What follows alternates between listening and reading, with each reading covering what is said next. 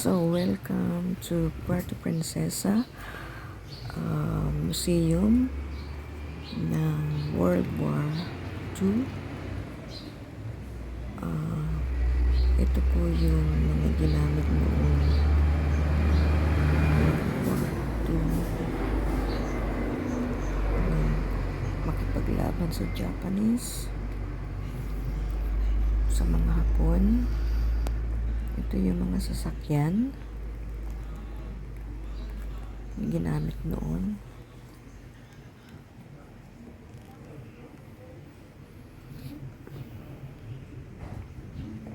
Yung mga collection ng lolo ni Macho Mendoza.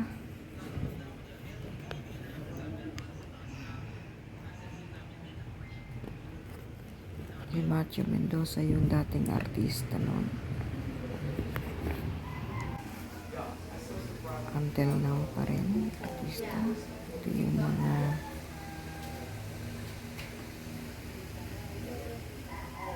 mga bayani noon dito sa Puerto Princesa.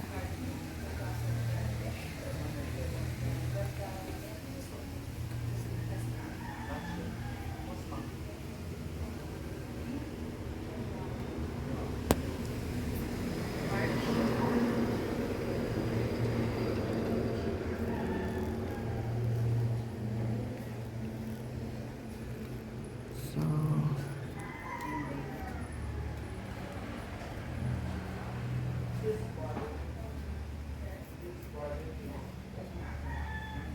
may mga American, hindi lang Hapon.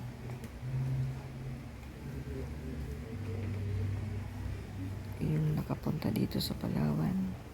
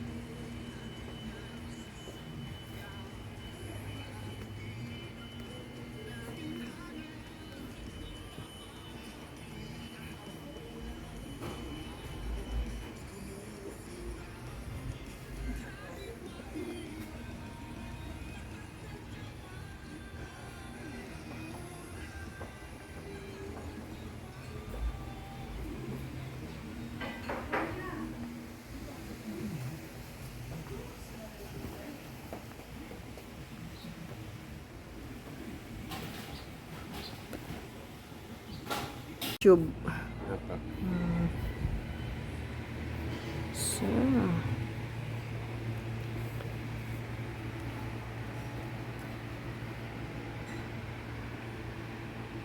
So ito yung estatwa ng ito po yung estatwa po ni Sir Mendoza Sr.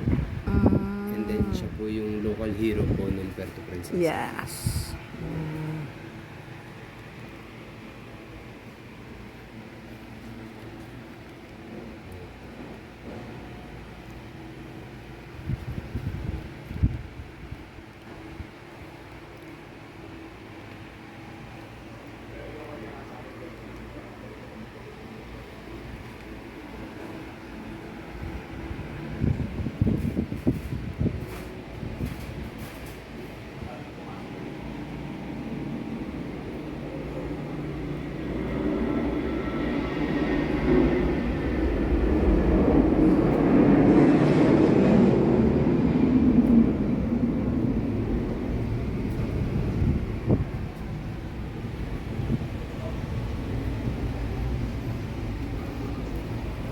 So ito lahat yung mga dating Lumaban po. lumaban, Yung mga guerrilla. yung mga guerrilla lumaban sa Binubuo po sila ng 1,134 po na lumaban.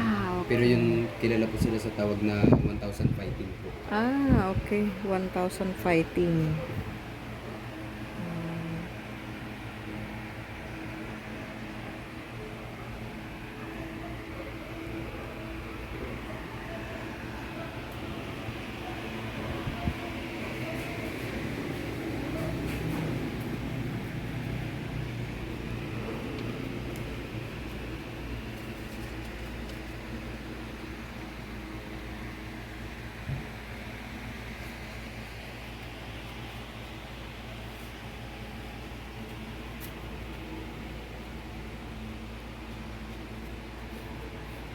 Galing naman.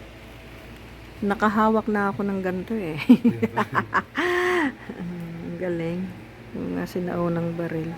Yan po, 1,134 po silang lumaban. Ang gamit lang po nila 32 na assorted rifle. Oh. Grabing unti po. Oh, grabe no.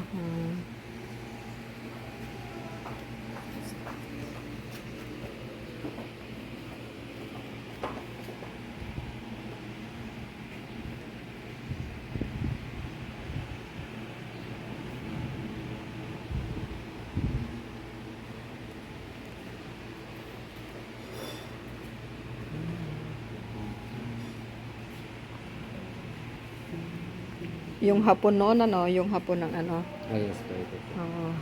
Sila po yung nag-invade. Then yan naman po yung mga high-rank official noon. Oo.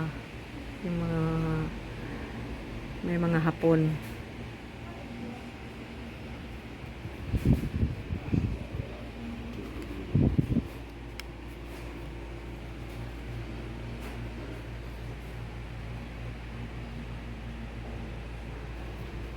Ayan po si Sir Buddy po.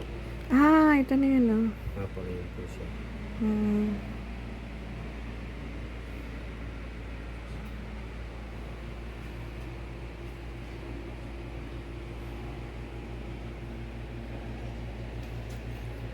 Galing, ano, na ano talaga, na preserve talaga ito, no? Grabe, galing.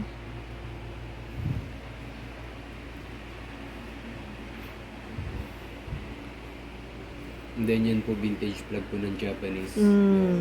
Yung mga nakasize po dyan, dedication po nila before sumabak po sa gera. And then yung meaning po niyan is when this war it's necessary or when for sure. Then the rest po mga name na po ng Japanese soldier. Okay. Ayan siya.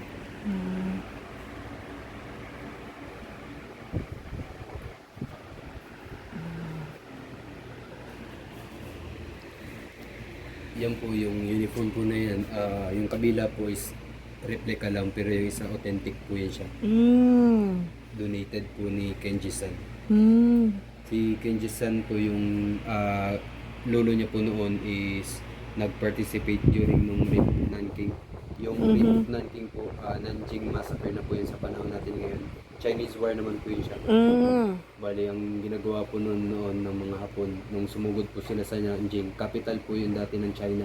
Nanjing. Yeah, Nanjing, yeah. And then, ang ginawa po nila yung mga kababaihan po, nire-rape. Yung mga buntis, pinapatay po din yung mga baby na hagis po sa ere. Sinasaksak po ng bayonet. Ayan po yung itsura ng Oh my bayonet. God. Yeah. Ganun po siya. Grabe, ano. Sobrang ruthless po nila. Oo, no. Grabe, no.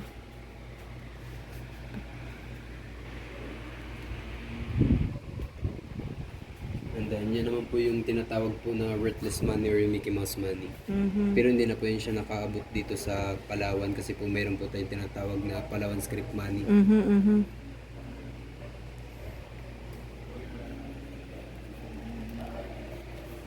Galing naman.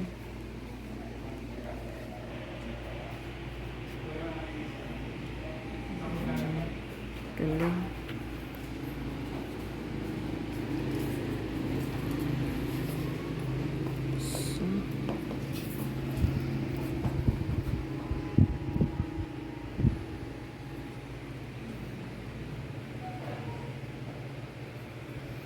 Kailangan ko ma-picturean yung bunga. Yan. So,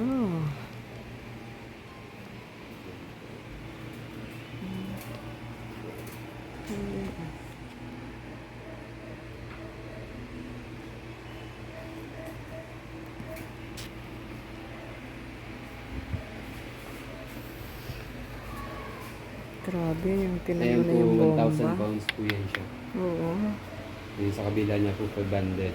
Mm.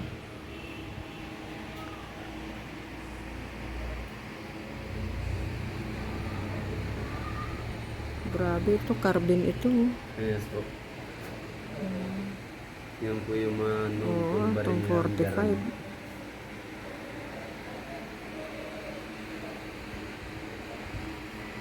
Galing. Yan po, isa po sa dinonate noon, ginamit po siya sa Kabanatuan. Ang tawag po is yung clandestine canteen radio. Ginawa po nila yung radyo na parang isang hulma na water bottle po para maiwasan po nila na ma-caught po sila ng mga Japanese during nag-spy sila noon. Yan po yung issue na. Then sa baba niya naman po yung all structures ng calculator. Grabe yan, ah.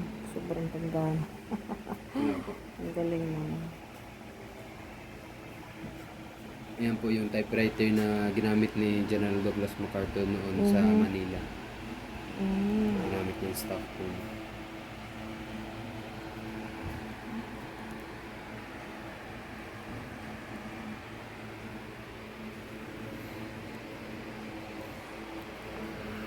Galing.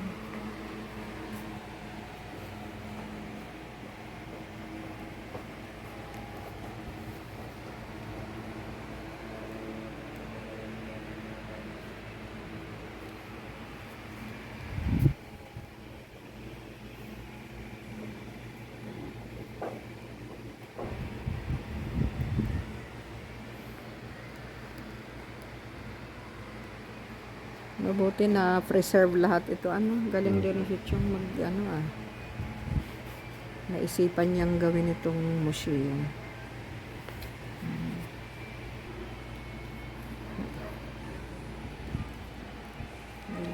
Sa multinational room, halawa po siya. Hindi po siya literal na nakarating sa Pilipinas pero lahat po sila may naging part sa World War II. Yeah. Galing ano.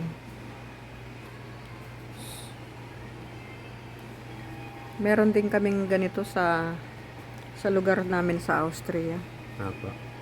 Talagang doon mo makikita yung lahat ng ginamit na barel. Hindi mo pwedeng hawakan yan eh. Okay. Ano yun, talagang nandun lahat. Malaki pa yung museum po nila. Ang laki ng museum, talagang ano. Ayun, nakapunta yata sila doon, sila Chong. Okay. Napasok yata nila yun eh. Tanungin ko nga si Angie kung napasok nila. Kasi kung hindi, next time i-tour ko sila doon. Bali yan po yan po yung mga gamit ng sa US noon. Ito po yung first distributed bottle ng Pepsi sa US. Yan po yung itsura. Ang galing ano. Then ito Yung naman po, ganalo mga ano. first distributed bottle ng Coca-Cola sa Pilipinas. Yeah. Ang galing naman.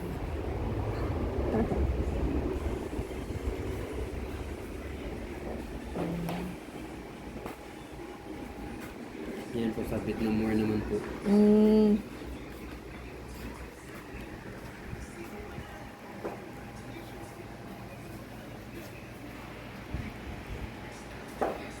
galing naman.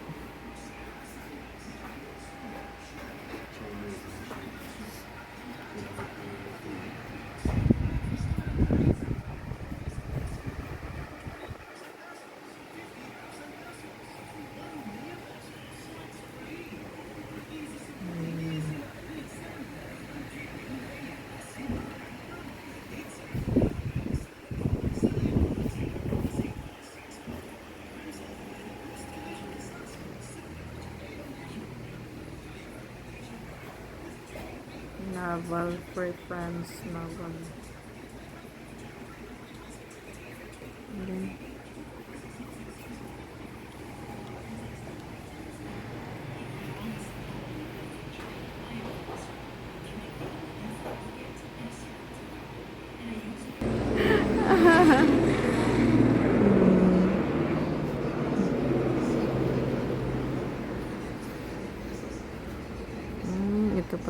mga sword.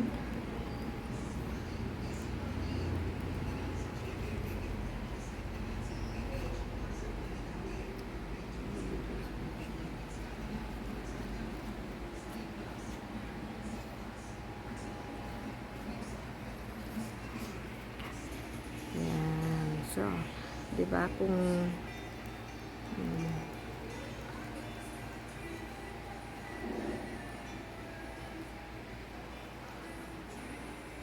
ito na yung sila ano. Opo, yan po Sila si Sir Buddy. Oo, si Sir Buddy.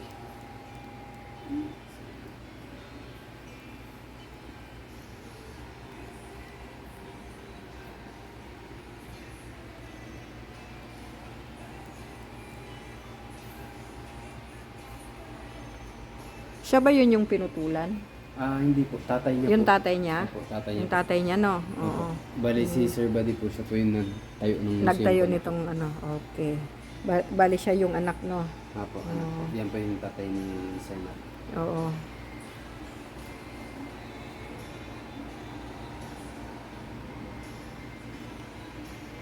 Dito po. Okay. So, kita mo, pag ano, kailangan nakatutok dapat yung ilaw sa spotlight. Opo. Nakaganyan din.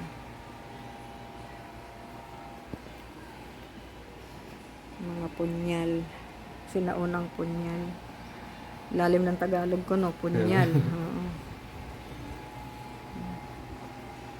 Yun. Hindi siya malinaw.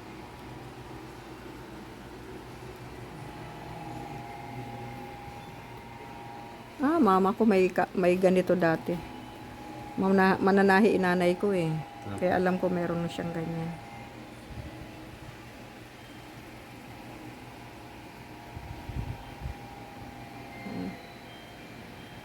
Galing naman.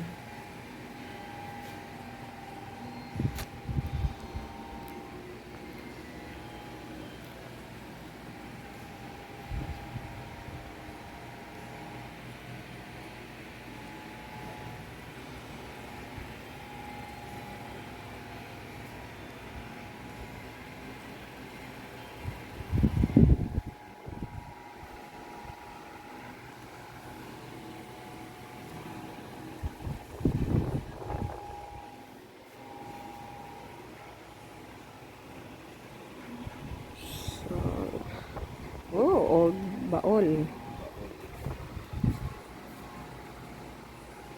Yan naman. Ganda naman ang baol niya. Hindi ko na rin po alam kung anong laman po yun eh. Okay. Ayan po si Sir Buddy. Si Sir Buddy.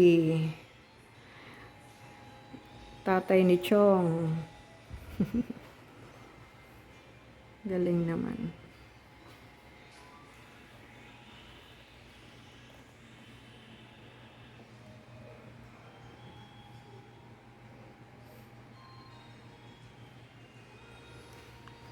Dito dati yung Vietnamese, di ba? Opo, dito. Kaya ano,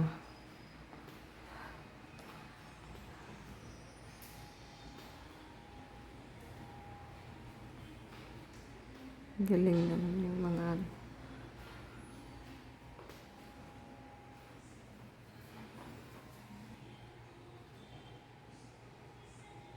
galing ng paint na to ah.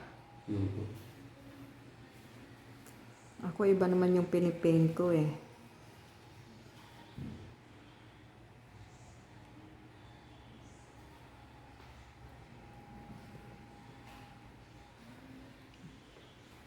So,